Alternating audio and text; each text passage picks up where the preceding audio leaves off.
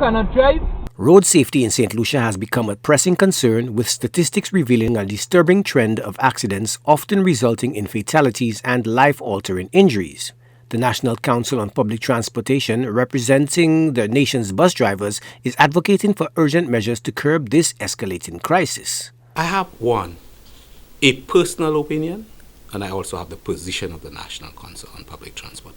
My personal opinion is that the authorities need to implement the breathalyzers, the speed guns, and also implement the demerit point system.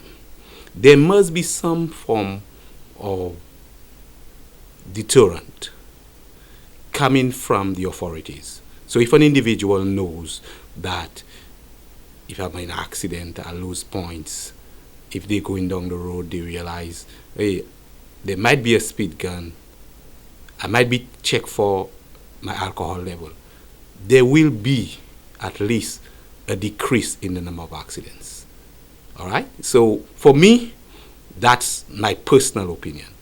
While I believe drivers need to take personal responsibilities, but I also believe that the state has a responsibility to implement these measures to at least decrease the number of accidents that we're having on our roads.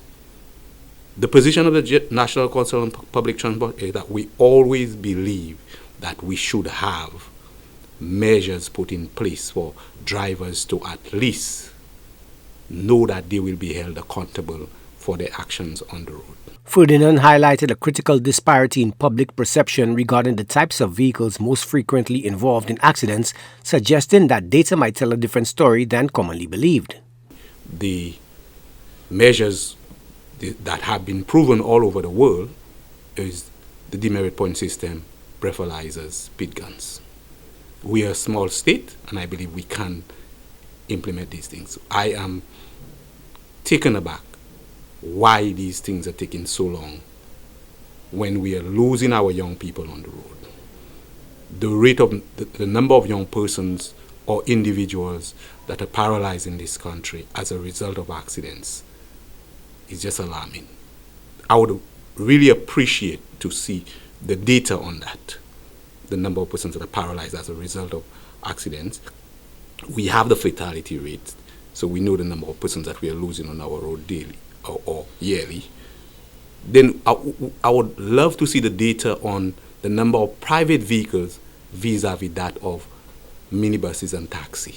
Because sometimes when these accidents, when there's a minibus involved, it's like the whole world is. But on a daily basis, if we are to look at the number of accidents that are taking place on our roads, the data would show that there are more private vehicles involved in accidents on a daily basis. The lack of concrete measures to hold drivers accountable, according to Ferdinand, fosters a culture of impunity on the roads, leading to a tragic cycle of preventable accidents.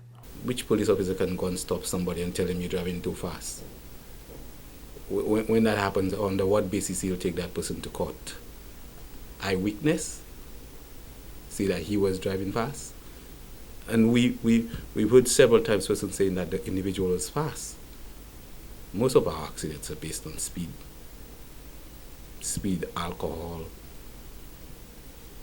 mechanical problems, vehicle having mechanical problems, road conditions, poor signage. There are a lot of things that can cause an accident.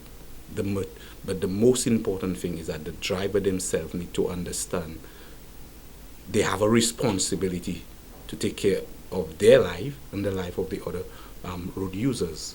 And most times, you can see the videos, it's pure carelessness. Because they know if they do that, what's the consequence? You're in an accident today, next day you're driving. You're a fatal accident today. If you're strong enough, then the following day you're driving. No suspension of license, nothing.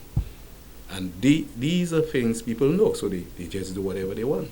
Ferdinand's impassioned plea underscores the urgent need for a multi-pronged approach to road safety, encompassing robust enforcement, data-driven policy decisions, and a fundamental shift in driver behavior. The National Council on Public Transport hopes that their advocacy will spur swift action from authorities to address this critical issue and ultimately save lives on St. Lucia's roads. Joachim Duplessis, HTS News Force.